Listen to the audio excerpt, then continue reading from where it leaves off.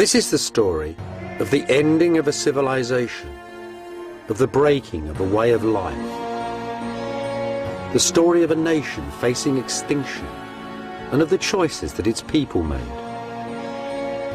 The story of the ending of the Empire of Byzantium and of the beginnings of the modern world.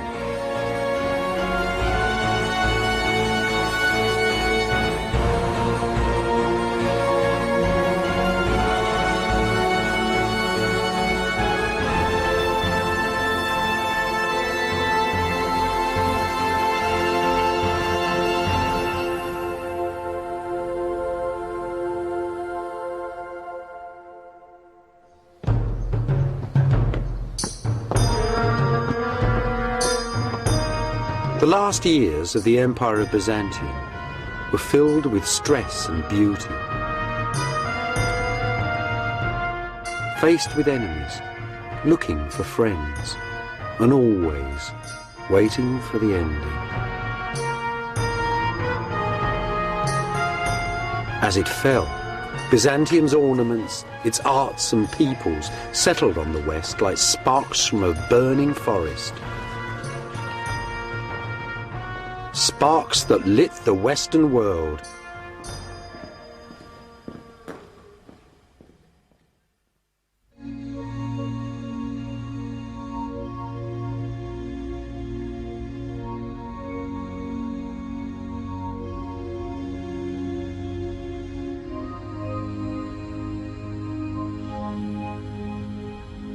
I'm standing high above the Golden Horn in Istanbul, in modern Turkey.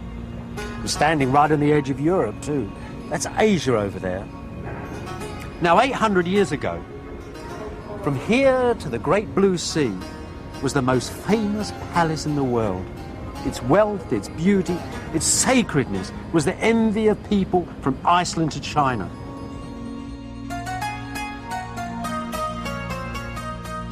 Only the angels in heaven, the Byzantines had said, knew the date of the ending of this dazzling city, the capital of the Empire of Byzantium, which they called Constantinople.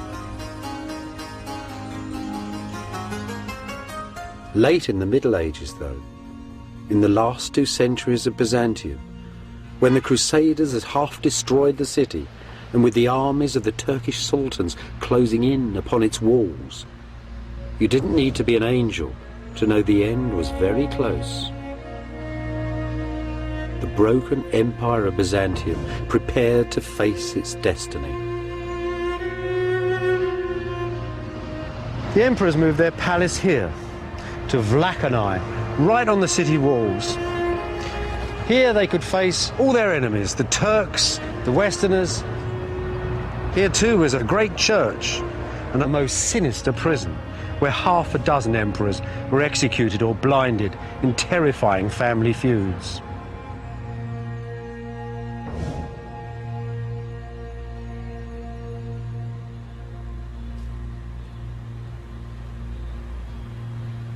Just like the emperors, Jesus, Mary and all the saints had also moved out onto the city walls. This is the great monastery church of St. Saviour in Kora, St. Saviour in the fields. In the last centuries of Byzantium, the city's greatest icons were in this church, waiting to be paraded round the walls in times of siege.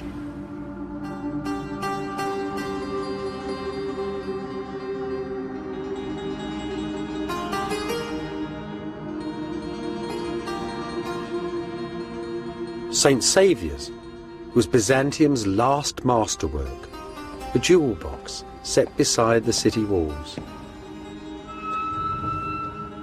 Inside these little city churches, many people found their individual answers to the most terrible dilemma that any culture has to face: the threat of annihilation, of the death of a nation. The imperial crown was stored here, alongside the holy pictures. It's said that on the last night of Byzantium, on the 28th of May 1453, as the Emperor Constantine Palaeologus was praying, the Virgin Mary came down from heaven and asked him to return the crown to her. as God withdrew protection from his holy city.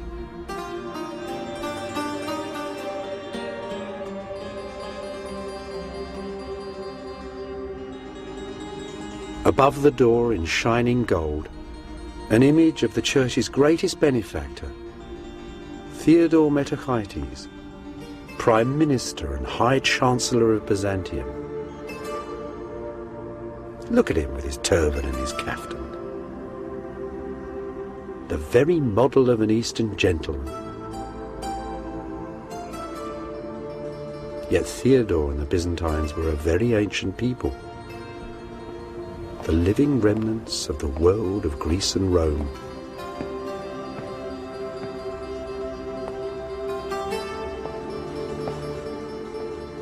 Even by Theodore's day, though, by the 1320s, the great Chancellor had come to the conclusion that Byzantium's ancient heritage was quite exhausted, that all one really had to do was to wait and pray and silently endure. His church is a meditation on eternity.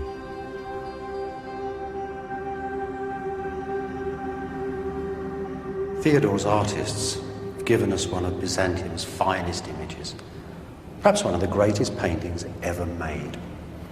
I say that because it's a painting about humanity, about the value of humankind. What's going on? That's Christ in the middle, resplendent white. He's burst through the gates of hell. He's got the hands of Adam and Eve, that's all of us, and he's pulling them from the grave.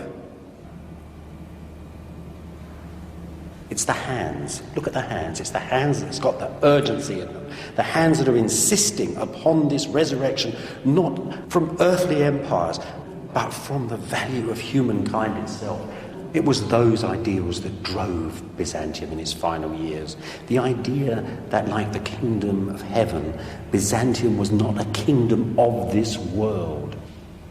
It was a belief in the inevitability that the world had a beginning and would come to an end. So when the emperor went onto the walls and took with him the most ancient icons of his faith and knew that he would die, he also knew that he was right.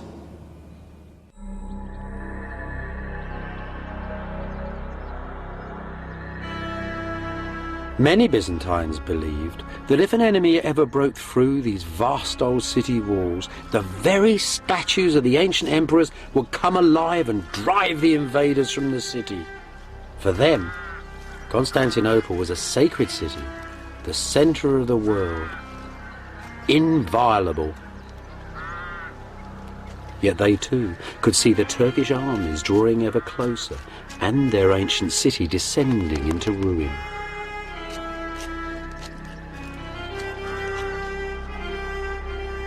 By the 1400s, many of Byzantium's brightest minds had left the gathering gloom and darkness of the crumbling city and settled in a fresh new town beneath the mountain tops of southern Greece. A sparkling town on a hilltop close to the ruins of ancient Sparta, a town called Mystra. A miniature kingdom ruled by the emperor's brother Theodore and Queen Cleope, his Italian wife, where Jews and Greeks, Byzantines and Italians, Greek and Latins could live happily together.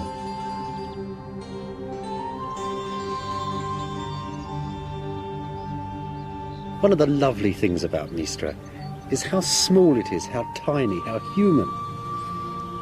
Everything here is democratic. As you walk down the street, you'd have bumped into everybody.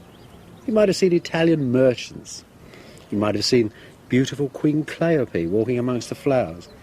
And you might have seen the retired Emperor John, here to visit his family, now a monk buzzing busily from church to church.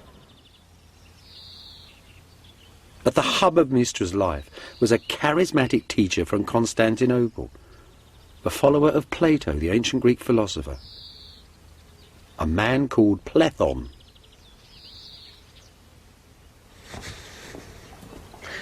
In Plethon's time, Mystra was already famous. It was a little paradise, they said. The men were handsome, the women were beautiful, and the stones were from ancient Sparta itself. But everybody knew that they were doomed.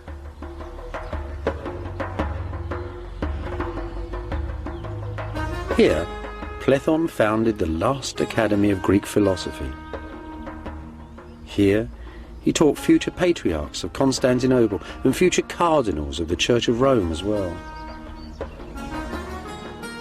As they mingled with the philosophers of late Byzantium, for a brief while, Western visitors to Mistra witnessed the last flowering of the living world of ancient Greece. This is the estate of a grand Byzantine nobleman. Not much left of the garden, just a few wild herbs and a little spinach. But you know, Platon must have lived in a house like this. It really corresponds to the old philosopher's way of thinking about things. Upstairs, the noble family. Downstairs, the servants and the animals. The third class would have been the merchant classes. Lived in a bit of a smaller house. But this is grand. Look at the fireplace. Great big flue going up through the wood ceiling and the tiles to the outside. Just like a modern fireplace with a big canopy coming down the front. Those two holes there supporting the wood that held the cooking chain would have hung right down there with a big pot on it with two great stones underneath. Everything was cooked there. If they wanted to roast anything, they'd send it out to a local bread oven. Now, all the rest of the activity of this house went on in one big room. What you've got to think of here is little cubicles with curtains around. The lavatory, the beds, any little private areas that people wanted. This was a very simple life because these were the leading men of Byzantium. Platon was very proud of it. He said that even great Queen Cleopatra herself, who would have lived in a house like this, actually had given up the soft and decadent ways of the Italians and taken up our own innocent behaviour, he said. So you've got to think, old Platon, sitting perhaps in the evening light looking out over the Vale of Sparta, what would he have done? Well, he scribbled letters to the Duke. Platon was very worried about the condition of Byzantium. He thought the world needed reformation, and he came up with all these amazing ideas from ancient Greece. He was a bit of an old fascist, really. A lot of his ideas were terrible, but he was a magnetic character. People loved him. Like all professors, they loved listening to him and didn't take a word of notice of what he said.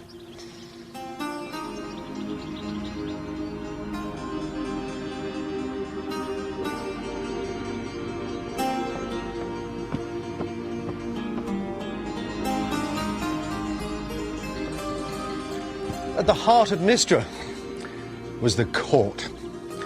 And at the heart of the court, this little pretty church, named after the great old court church of Constantinople, St. Sophia.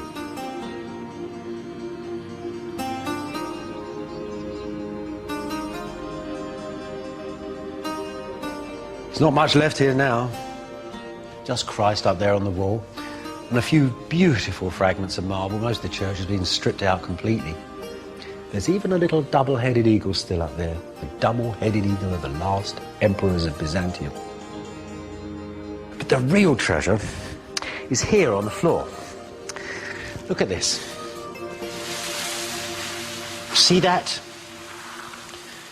That stone there, that purple stone, that's imperial porphyry. That's a stone, well, it's the half-magical stone of Byzantium. When this church was built, it hadn't even been mined for 1,000 years. Yet little chippings of it were taken around the world and set in floors like this. It was the stone in which Roman emperors had been born in rooms that were covered in it. This, though, was probably the very stone where the last emperor of Byzantium was crowned. Constantine Palaeologus, the last ruler of Mistra, was crowned here on the 6th of January, 1449. 3 years later, he died fighting on the walls of Constantinople as the Turks took the city.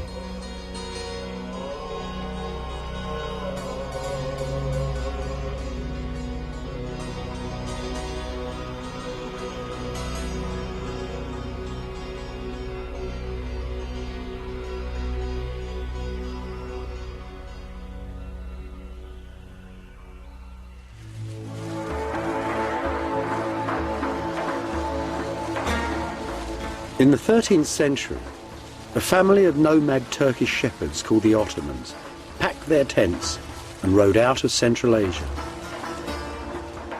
2 centuries later, the Islamic armies of the Ottoman Turks, commanded by members of that same family, had conquered most of the territory of Byzantium and a large part of Southeast Europe too. The centre of this enlarging Turkish Empire was a city at the borders of modern Greece and Turkey, the city of Edirne, the capital of the Turkish sultans.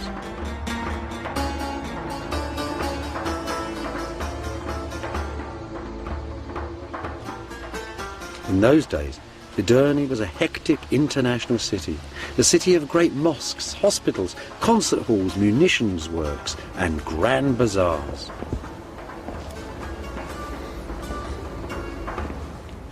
This is one of the colleges of learning at Edirne.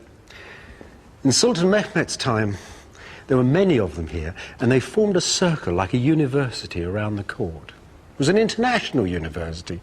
There were Italians here teaching the Sultan's children how to speak Greek. Byzantine nobles sometimes sent their children here for a good education. Old Plethon came here as a young man. Here it was he met Persian fire worshippers who taught him all about their strange religion. Here it was too. He first read the works of the ancient Greek Aristotle. Clearly this dynamic, international, rich, powerful society was far more than a match for the poor old empire of Byzantium. It was also clear that the ancient city of Constantinople had been engulfed by this adolescent multinational empire, that Constantinople lay at the strategic centre of its trade routes and on the supply lines of the Turkish armies that were eating into Eastern Europe. That is why Byzantium was doomed.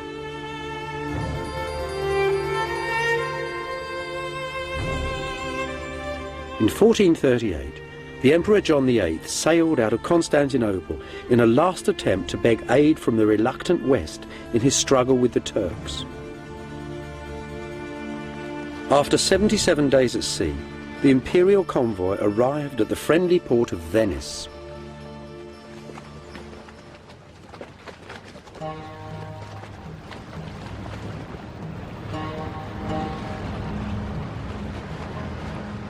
The West had always said that military aid for Constantinople was dependent upon Byzantium's reunion with the Church of Rome. The churches of the East and West, Greek and Latin, had split apart 6 centuries before. So the Emperor John had sailed with his theologians and his bishops, not his generals or his admirals. In all, some 700 people on the sea, the scholars of Byzantium. Plethon, too, had come especially from Mystra in Greece, as had many of his pupils.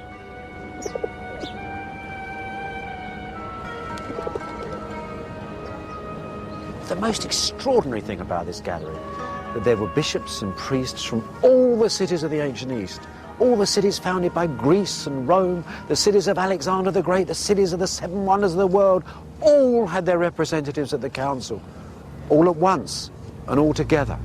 It was as if the old world had come to meet the new. But there was plague abroad in northern Italy. 2 Byzantine bishops perished in the first weeks of negotiations.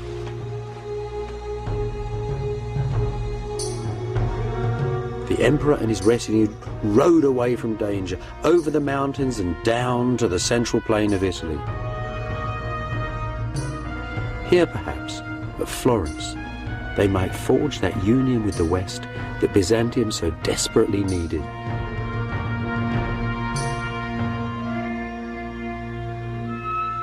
And here, too, they were memorialised in the frescoes of Benozzo Gozzoli, painted in the townhouse of the Medici family, the bankers who were sponsoring this Council of the Churches.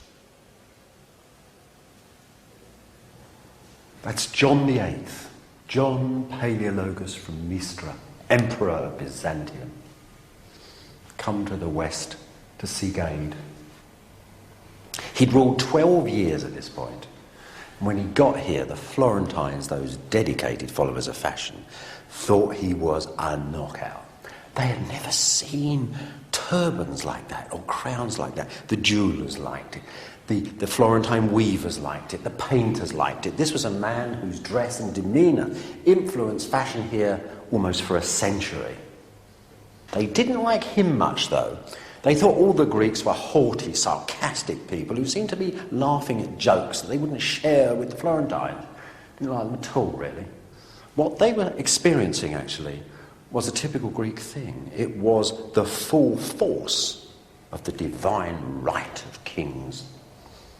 See, in the West that had rather diminished. The West that had pinched the idea of the emperor had now taken to electing Western emperors. They were confirmed by popes. There was common law, power in the West that seeped down and down and down away from the man who now was like only at the top of a vast pyramid of power. In Byzantium, everything resided in the one man.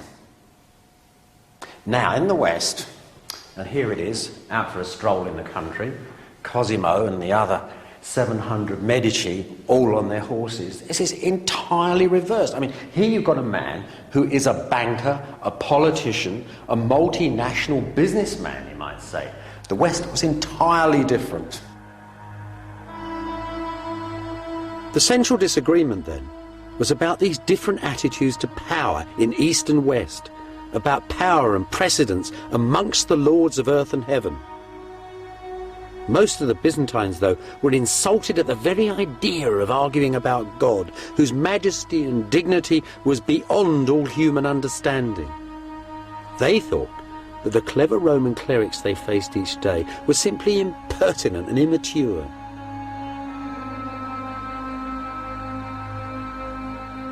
After a year of recrimination and debate, the Emperor John, still desperate for military aid, simply ordered his delegation to agree to most of the West's arguments.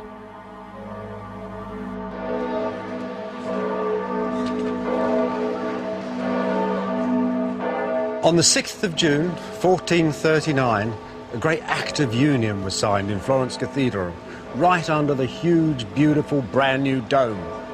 An Act of Union between two churches, between the Pope of Rome and his assembled clergy, the Emperor of Byzantium, and whichever of his Greeks decided to turn up that day.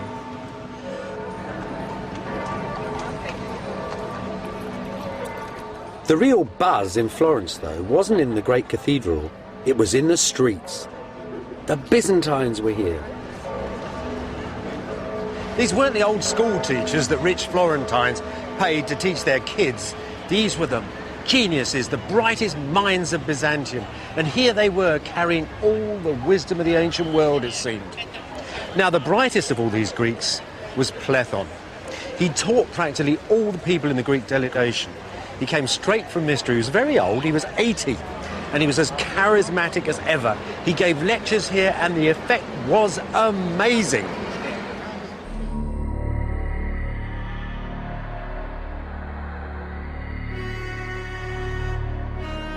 Back at Constantinople, though, the union with Rome caused riots. Italian priests were insulted in the city's churches, and Western Europe sent no aid.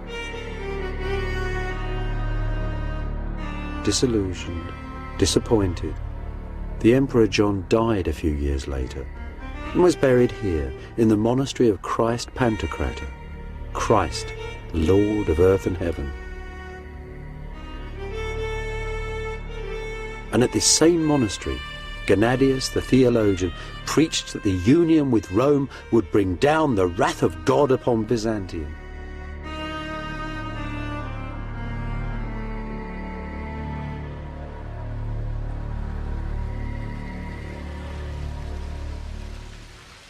Meanwhile, at Edirne, a new young Turkish sultan, Mehmet, had taken up the Ottoman throne.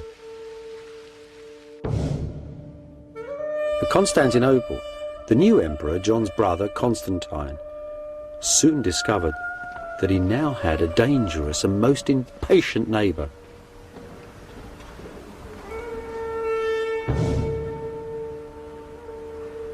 In April 1452, there was a huge row at the court of Sultan Mehmet II. Byzantine ambassadors had turned up complaining that the young man was breaking all his father's treaties. He was too. He was building a huge castle right next door to Constantinople called the Cutthroat. It was the first stages in his planned attack upon the city. And now, in his reply to these ambassadors, he tried to scare the pants on them. Listen to this, these are his very words. "Have you the right or the power to control my actions on my own territory? Inform your king that I am very different from my father, that my resolution surpasses all my ancestors. This time, you can return in safety, but the next man who delivers a similar message to me will be flayed alive."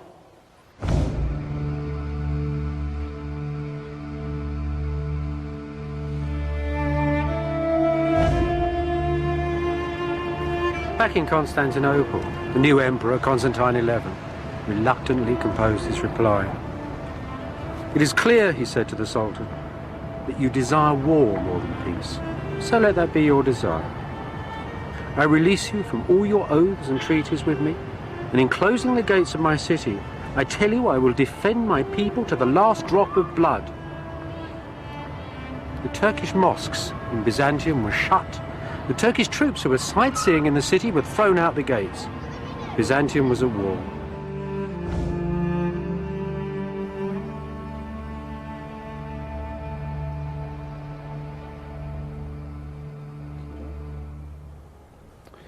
Mehmet was actually very touched by Constantine. After all, the Ottomans and Byzantines had lived side by side for a very long time. They'd fought together in wars. They'd intermarried. But Mehmet was also very determined. Listen to his reply. "I shall take your city," he tells Constantine, "or the city will take me. If, however, you admit defeat and withdraw, I will give you Mistra and its province, and we shall be friends. If you deny me peaceful entry, however, I shall slay you and all your nobles. I shall slaughter the inhabitants of your city and allow my troops to plunder it. The city itself is all I want, even if it is empty." Constantine's reply was brief. "You may have anything you want of me other than the city. I will not flee from it, nor will I evacuate it. You may have anything but the city. For the city I would rather die than live."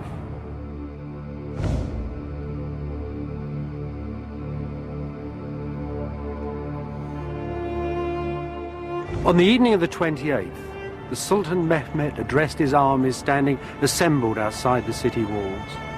"I give you," he said, "the capital of the ancient Romans, the summit of power and glory, the centre of the world. I give over to you the men, women and children of this city, its gold and silver, its silks and furs. All I want are the buildings and the walls." It really was the standard offer of a medieval commander to his troops before the final assault. And they roared in agreement. "There is but one God," they said, "and Muhammad is his prophet."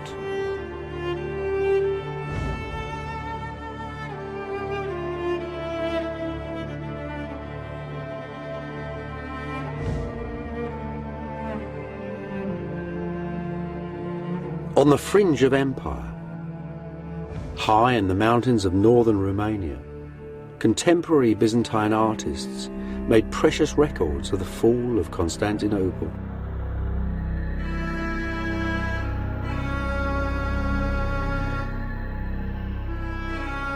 Here's the Turkish armies, waiting for Mehmet to order the final assault upon the city. The cannons, large as dragons it was said, brought down from Edirne to pulverize the city's vast old walls. The Turkish navy, fighting all along the Golden Horn, forcing the tiny armies of the Byzantines to fight on two fronts at once. On the city walls, the Byzantines parade the holy icon of the Virgin, the city's sacred shield, just as they had done for 1,000 years and more. Every hole, each crack and weakness in the ancient walls is strengthened by the prayers of priests, the women and the children. There's the emperor, ordering the walls repair with rocks and stones. And the empress too, with her ladies. Here, though, the artist is in error. There was no queen. Constantine the 11th, Constantine of Mistra, was childless and a widower. The last emperor would leave no heir.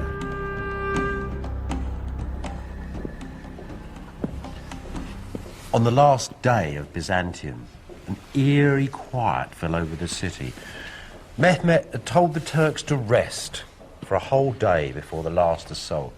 He gave the emperor time to walk with all that was left of the armies and nobles of Byzantium once again into the great church, and there, after all their arguing at Florence, the Greeks and the Latins joined together in a last service, and the emperor went to the altar and was given the last rites. Then he walked back to the palace, and there he made a speech to his commanders. A speech, you might say, that was the last speech of the ancient world. He encouraged them not to be frightened when the Turks attacked.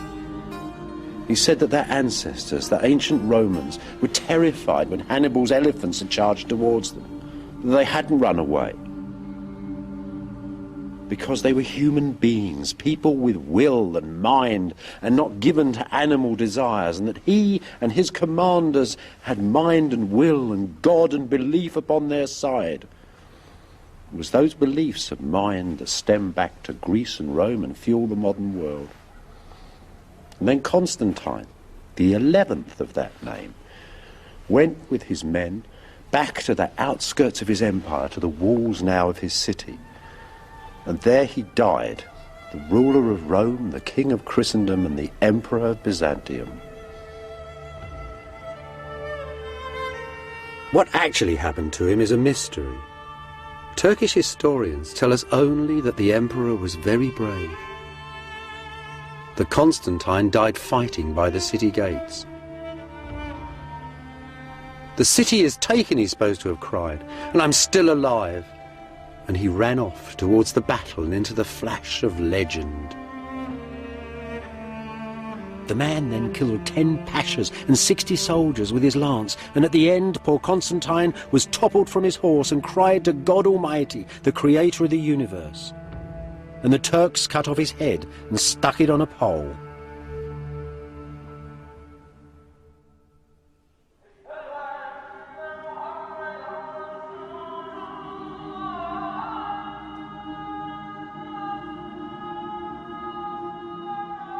As he rode through the streets of Constantinople on the first day of the Turkish conquest, Sultan Mehmet found whole districts of the sacred city derelict and abandoned, saw hovels and graveyards built amongst the ruins of its legendary palaces.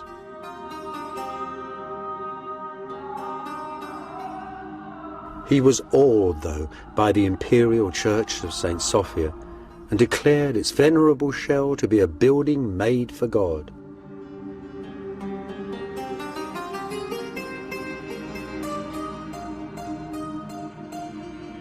So the church of St. Sophia, the church of the divine wisdom, was converted to the mosque of Hagia Sophia, the mosque of the divine wisdom.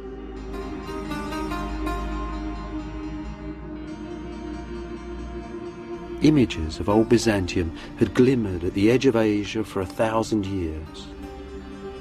Now new ghosts, new legends and new peoples came to haunt its fabled stones. Legend tells that Mehmet rode into St. Sophia on his war horse and placed his finger in this magic column and spun the church around to face Mecca for the call to prayer.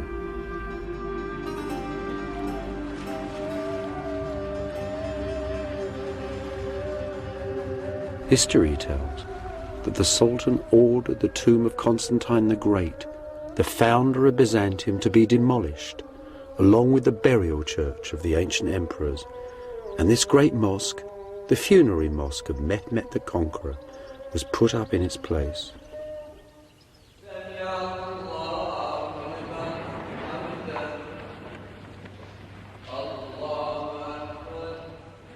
Yet Mehmet, a humane and sympathetic man, still wondered at this ancient ruined city and its unyielding inhabitants.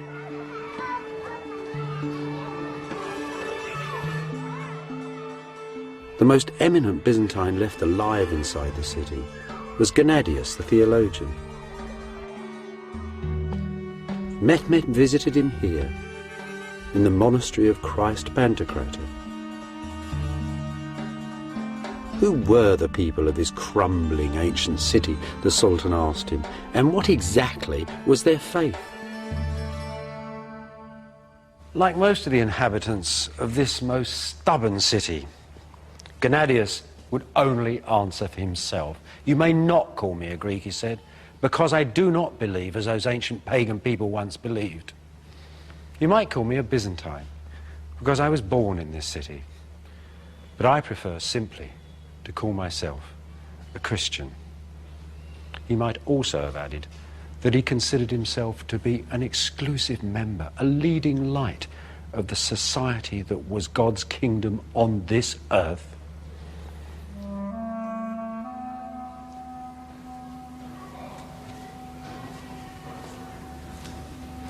Mehmet was pleased enough with the old boy's answer to give the penniless church a bag of gold, make Gennadius its leader, to give him a white mule, and to give him authority too over all the Christians of his empire. It was an arrangement that lasted for 4 centuries.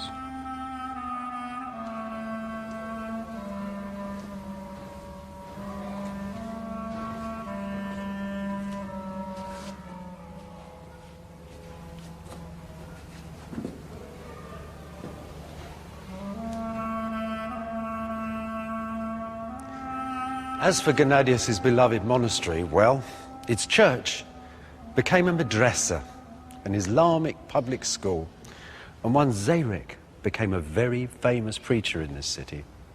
Now, when Mehmet first came to the church, his quick eye had noticed a great line of stone sarcophagi along the aisle there. In fact, they were the tombs, the sarcophagi, of the last kings of Byzantium. John of Florence was buried here, his brother, their queens. These he took for his new palace in the city.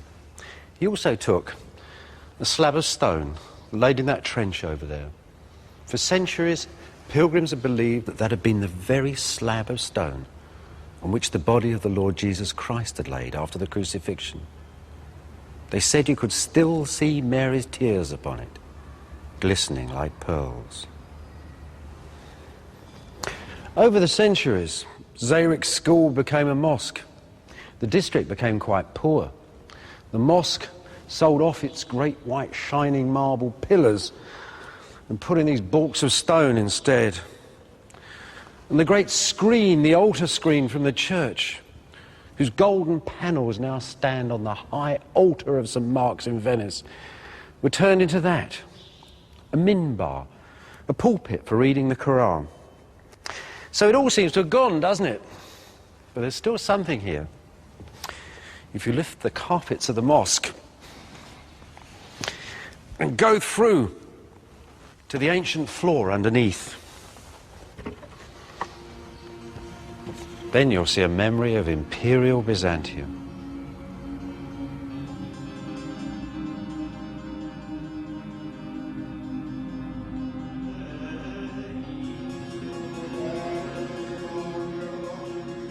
There are still descendants of the Byzantines today, a dwindling community at the ancient heart of one of the largest cities in the modern world.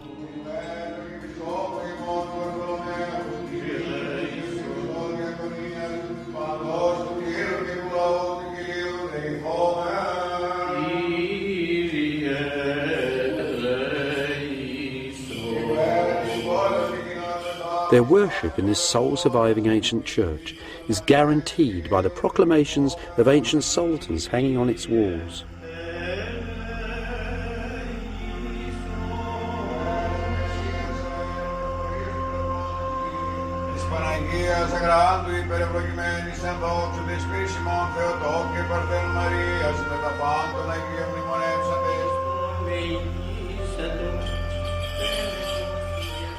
Their church has survived schism and poverty. For a while, the deep distrust of Rome led them towards Calvinism.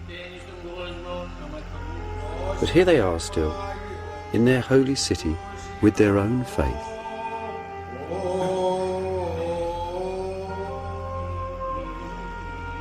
Scattered too through myriads of monasteries and far-flung churches, pale shadows of the ancient earthly empire of Byzantium.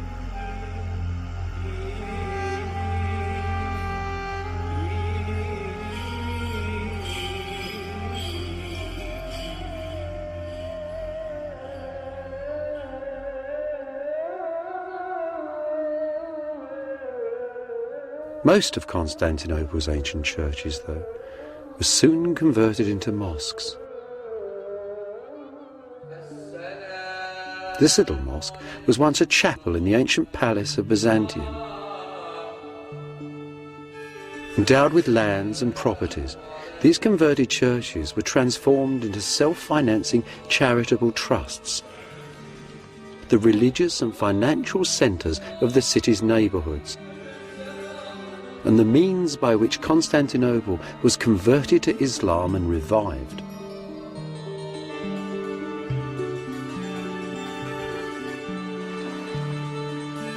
Under Turkish rule, Constantinople was to become a rich and thriving city once again, the centre of a mighty empire, just as it had been 1,000 years before. Just before the conquest of Constantinople, a radical young bishop called Bessarion, Plethon's most brilliant pupil, had returned to Italy and had been made a cardinal of Rome. Some historians detect his portrait in this tragic bearded figure talking with Italian friends, chic young men of the Renaissance, painted by Piero della Francesca. Here at Rome, Bessarion did what Byzantines had done at Constantinople for centuries. He made a villa by the city walls. This villa, one of the first in the modern Western world. A memory of old Byzantium. Bessarion spent his life making a memorial for Byzantium by founding an academy of scholars.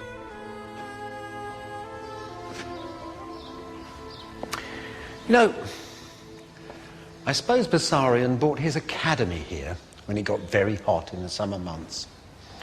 This academy was a group of people who he'd gathered around him. Some were exiled Byzantines, many of them were Europeans, but everybody who could help him hold the identity of Byzantium together for as long as possible. Poets, artists, writers, translators, all sorts of people. Couldn't have been that difficult to find people, because this was a really fashionable idea. Dear old Plethon had introduced Plato to the West. The Renaissance was beginning. This is early Renaissance building. For a few years, this was the coolest place on the planet. So you've got to think, perhaps, that this was the place too, where one day in the summer, 1452, Bessarion sat down to write to Mistra. He was writing a letter of condolence to Plethon's sons. The old man had died with the spring flowers in June of that year. Bessarion wrote a letter, such a letter. He said that Plethon had been his teacher, his father and his friend. It was one of the last authentic letters of the ancient world. After that, Byzantium became something to be seen in libraries and museums. Above all, Bessarion preserved the dream. He gathered the pure air of Mistra, the ideals of Constantinople, the energy of ancient wisdom, and made a single beauteous image of that most complicated empire.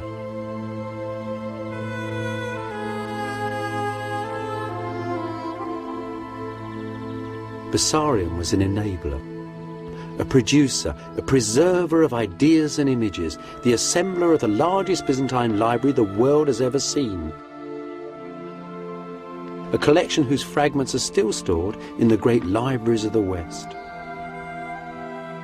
the man was Mr. Byzantium. He supported huge numbers of fellow exiles.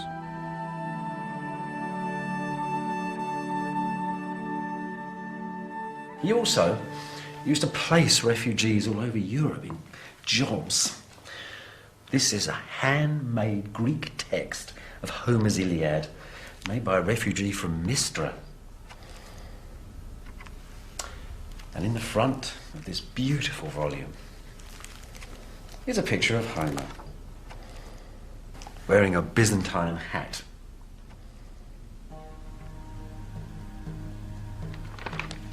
The West had seen nothing like this flood of wisdom that was pouring from Byzantium. Homer, ancient Roman law, and a myriad of other texts. And they'd seen nothing like Bessarion's academy. Part of the modern world, its science and its scholarship, was started by these exiles from Byzantium. Plethon and Bessarion first taught the West old Plato's heady individualism that so fills the modern world. Bessarion, too, told a Westerner about an ancient text that inspired Columbus to sail west from Europe on the east wind to America.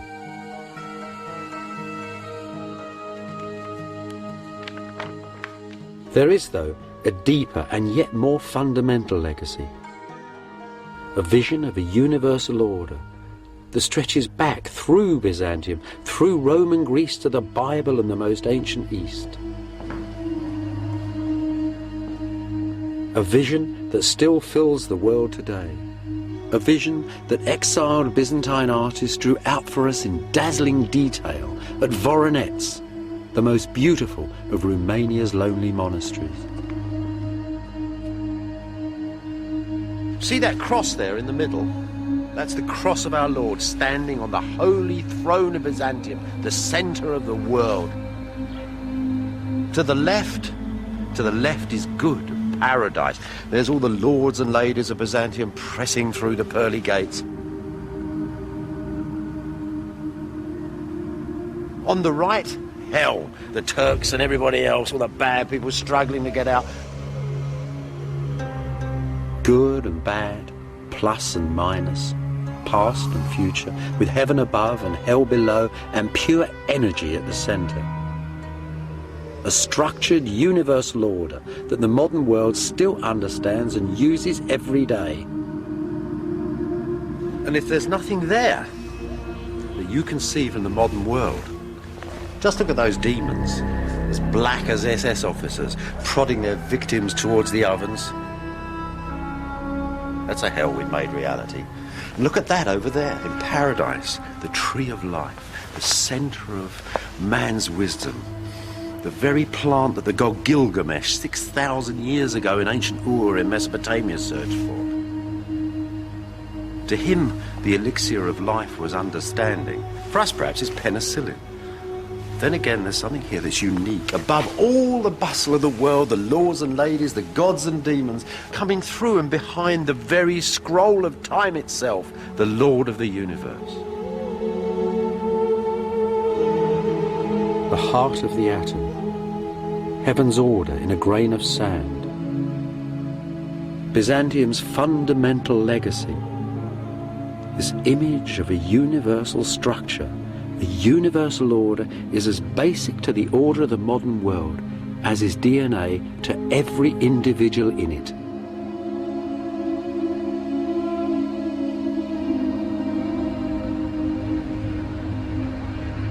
Nowadays, Constantinople, the heart of old Byzantium, is called Istanbul, an old Byzantine phrase that simply means the city. Inside the modern city, though, the past is disappearing.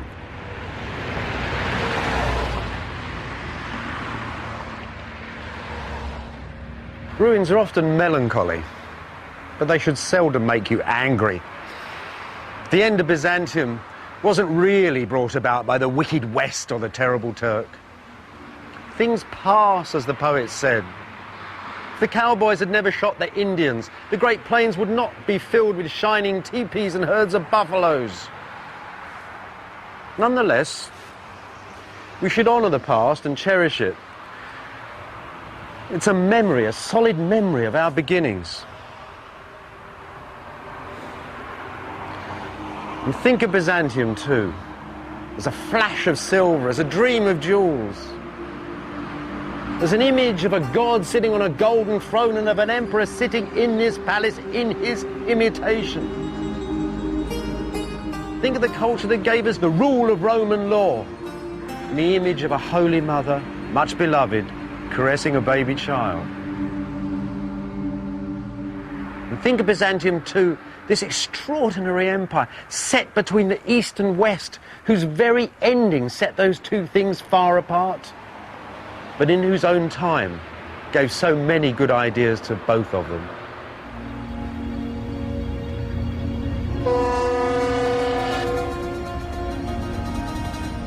When sailing from Byzantium, listen to the city's fading sounds. Visit in your mind its golden images and all the shadows of its history. And as you wave goodbye, you'll discover that you can never really leave the past behind.